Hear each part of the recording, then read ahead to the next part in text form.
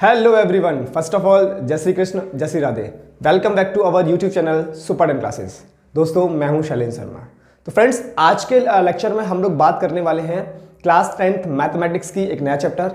हम लोग बात करने वाले बच्चा सम एप्लीकेशन ऑफ ट्रिग्नोमेट्री के बारे में। किसके बारे में? Some application of trigonometry, right, जिसको हम लोग हाइट एंड डिस्टेंस के नाम से भी जानते हैं।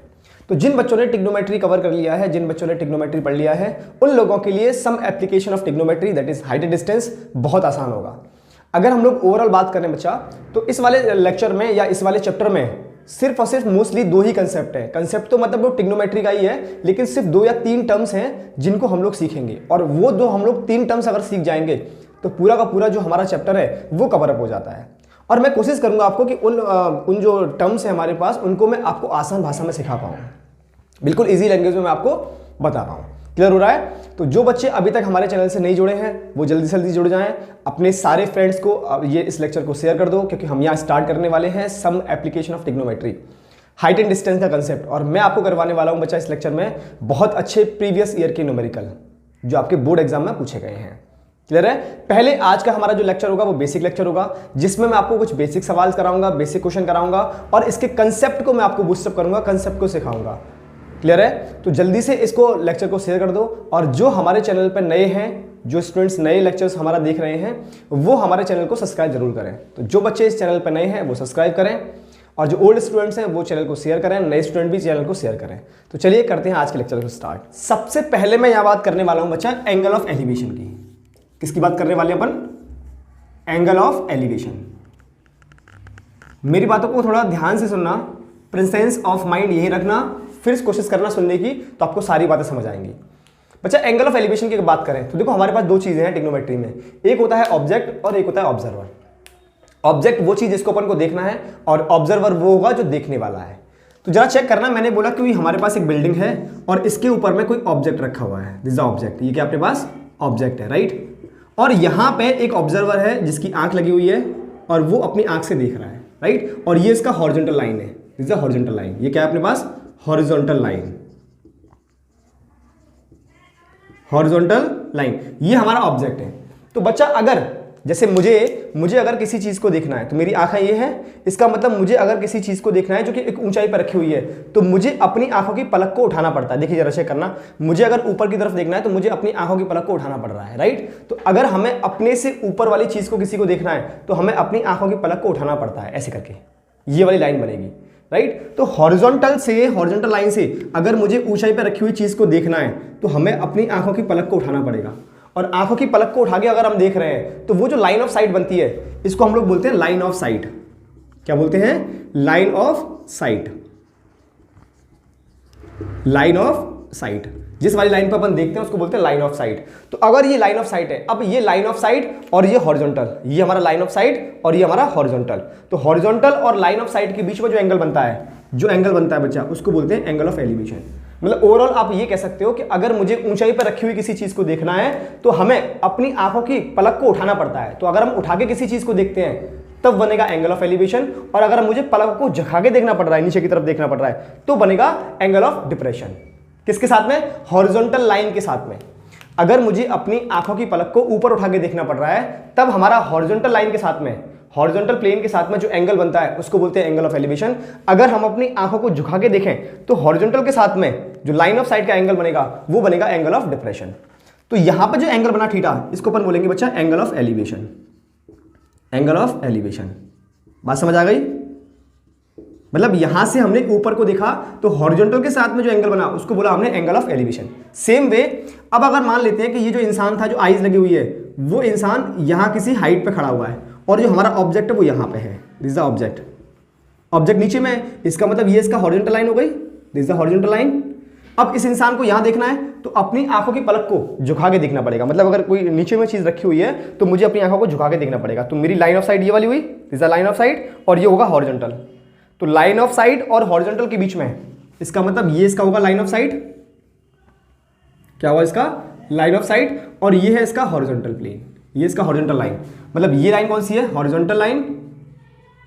कौन सी है ये? Horizontal line, right? और ये है हमारा line of site. Line of site. तो लाइन ऑफ साइट और हॉरिजॉन्टल के बीच में जो नीचे की तरफ एंगल, ये वाला जो एंगल बन रहा है, इसको अपन बोलेंगे एंगल ऑफ डिप्रेशन। इस एंगल को मैंने नाम दे दिया अल्फा। क्या नाम दे दिया बच्चा? अल्फा। ये क्या हो जाएगा हमारा? Angle of depression. आप कुछ भी बोल सकते हो, अल्फा बोल लो, बीटा बोलो, थीटा बोल लो, कोई फर्क नहीं पड़ता। This is the angle of depression. मैंने यहाँ पे अल्फा इसलिए रखा क्योंकि यहाँ पे मैंने थीटा को एंगल ऑफ एलिवेशन बोल दिया है। तो ये बनेगा हमारा एंगल ऑफ एलिवेशन। अब बच्चा गौर करना, ये वाला जो एंगल है, यही एंगल यहाँ पे भी सेम इक्वल होगा। तो ये अगर अल्फा है तो ये वाला एंगल भी अपोजिट साइड एंगल है, तो ये वाला एंगल भी कैसा होगा? अल्फा। मतलब ये वाला एंगल और ये वाला एंगल हमेशा इक्वल होते हैं। इस बात को हमें याद रखना पड़ेगा। इतनी बात क्लियर है? तो यहाँ पर तीन बातें निकल के आई। एक तो वो हमारा एंगल ऑफ डिप्रेशन, दूसरा है हमारा angle of elevation, angle of elevation, angle of depression, और तीसरा line of site.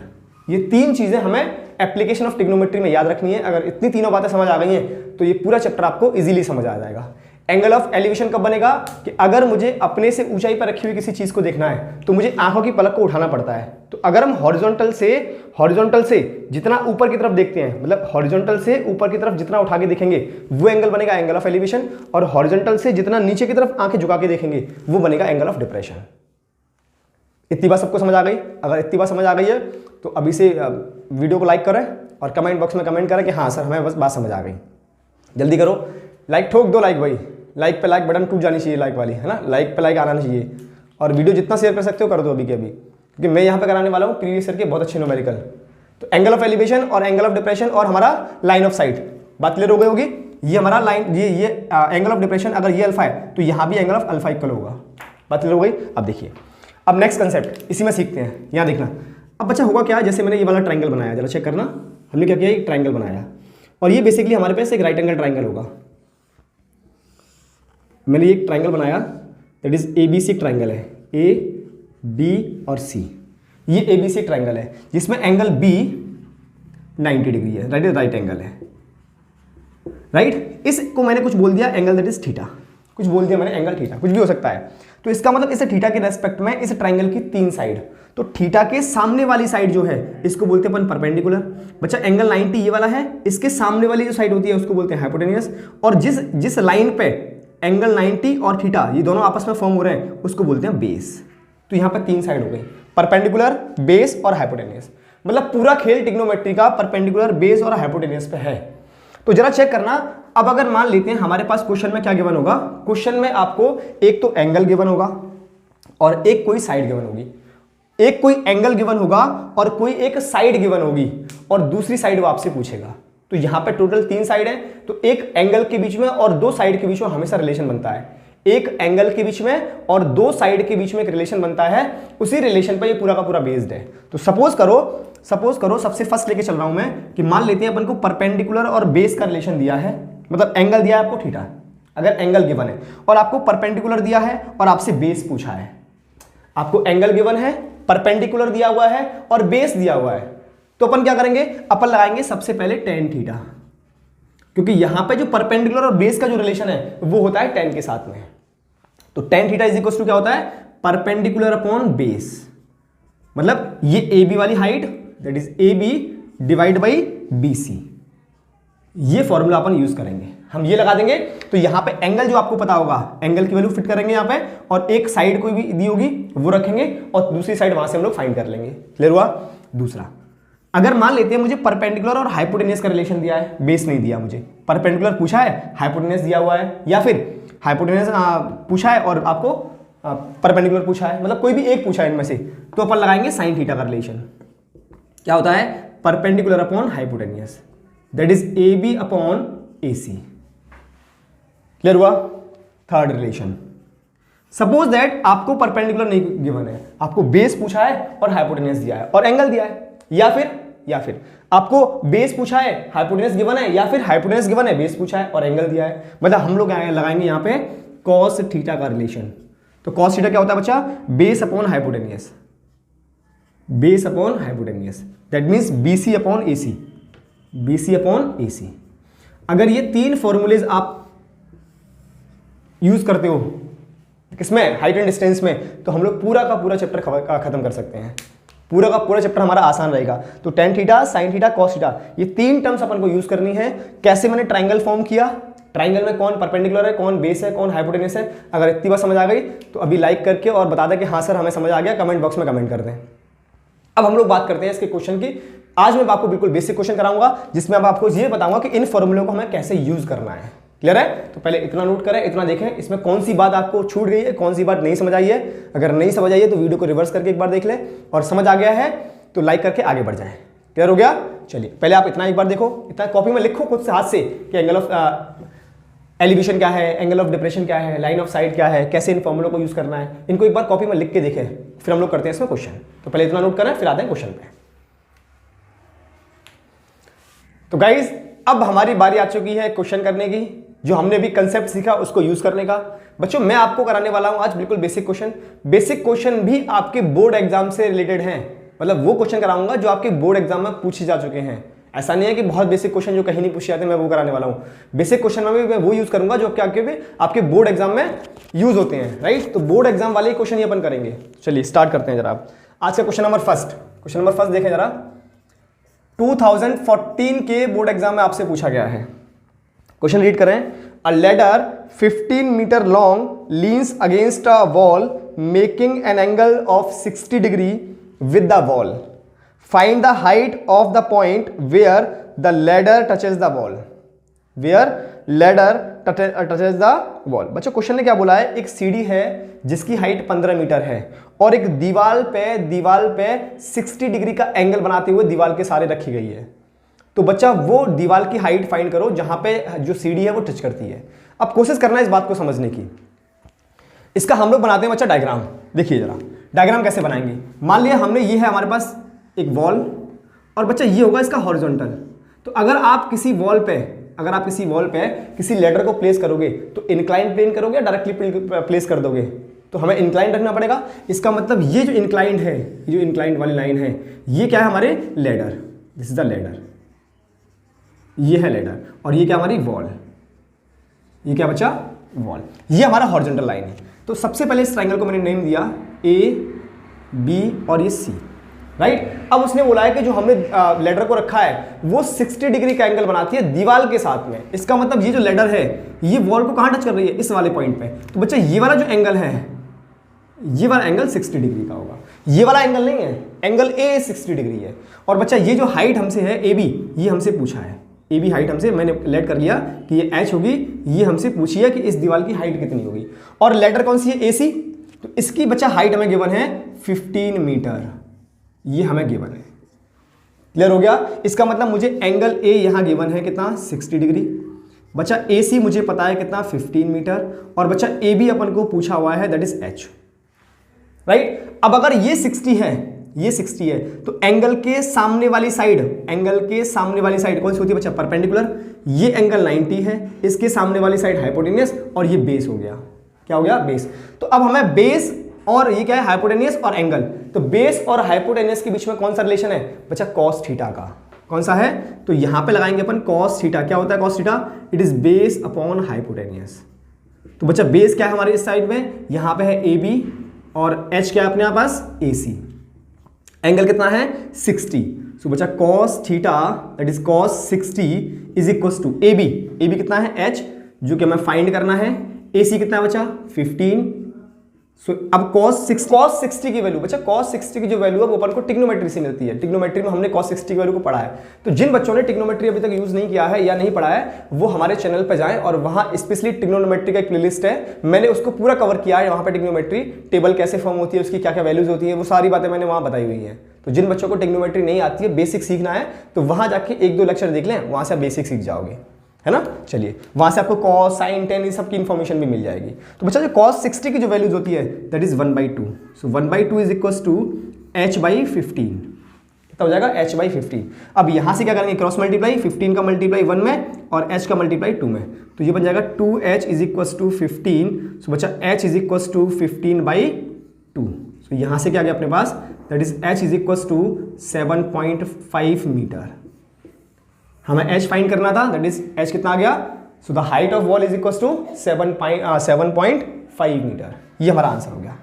I think बिल्कुल बेसिक क्वेश्चन था, कुछ बच्चों को तो इजीली आ गया होगा। क्लियर है? नोट करें, आते हैं नेक्स्ट क्वेश्चन पे। तो स्टूडेंट्स क्वेश्चन नंबर सेकंड, 2015 के बोर्ड एग्जाम में पूछा गया है। अच्छा क्वेश्चन है, एक बार रीड करें। क्वेश्चन को पढ़ने के बाद में ना बेसिक क्वेश्चन है, उसका डायग्राम जरूर बनाएं तभी क्वेश्चन आएगा। देखिए, a pole cast a shadow of length 2√3 metre on the ground when the sun's elevation is 60 degree, find the height of the pole. बच्चों बोला हुआ है कि एक खम्मा है और वो जो खम्मा है वो एक शैडो बनाता है, छाया, और उस छाया की जो लेंथ है, दैट इज शैडो की जो लेंथ है वो 2√3 मीटर है।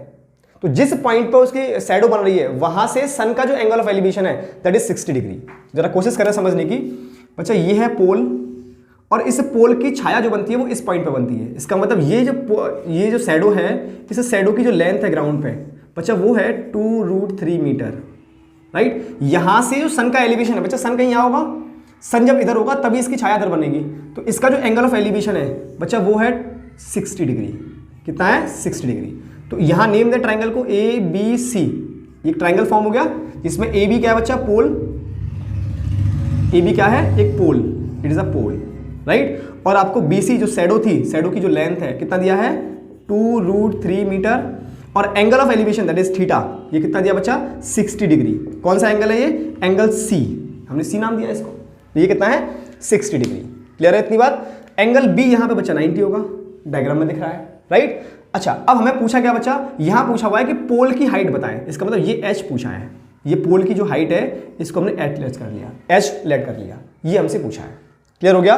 तो AB जो है इसकी जो लेंथ है दैट इज H, ये हमें अगर फाइंड करना है बच्चा तो ये जरा चेक करें इस ट्राइंगल के लिए, ये हाइपोटेनियस, ये परपेंडिकुलर, ये बेस। तो परपेंडिकुलर और बेस का रिलेशन है ये। तो परपेंडिकुलर और बेस का रिलेशन कौन सा होता है? tan थीटा का। तो यहां लगाएं जरा tan theta that is tan 60, क्योंकि एंगल कितना है? 60। तो tan 60 is equal to perpendicular upon base. तो बच्चा परपेंडिकुलर कितना है यहाँ पे? H, so it is H by base कितना है? 2√3। और tan 60 की वैल्यू बच्चा, tan 60 की जो वैल्यू होती है वो होती है हमारे पास √3, राइट। क्रॉस मल्टीप्लाई करोगे तो 2√3 into √3 is equal to H। तो अपन इसको ऐसे करके लिखा है H is equal to 2 into √3 into √3 3। So H कितना आ गया? H is equal to 6 metre.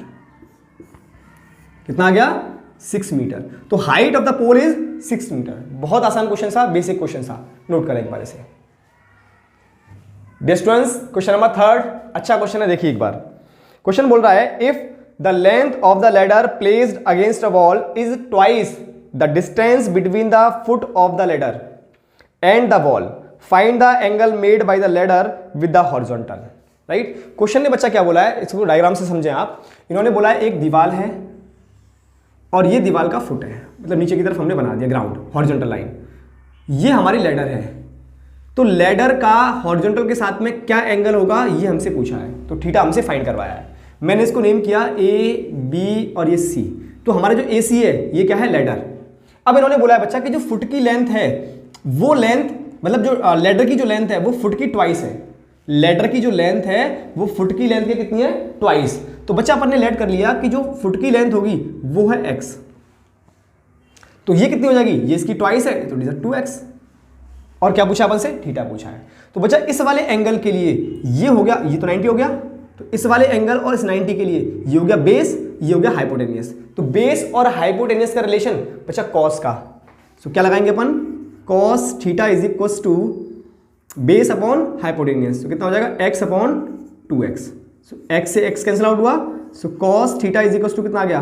1/2। और बच्चा 1/2 कॉस थीटा में किसकी वैल्यू होती है?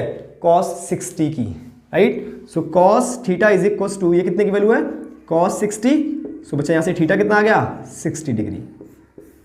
सो एंगल ऑफ एलिवेशन कितना आ चुका है? 60 डिग्री। कितना आ चुका है? 60 डिग्री। चलिए अब आते हैं क्वेश्चन नंबर 4 पे।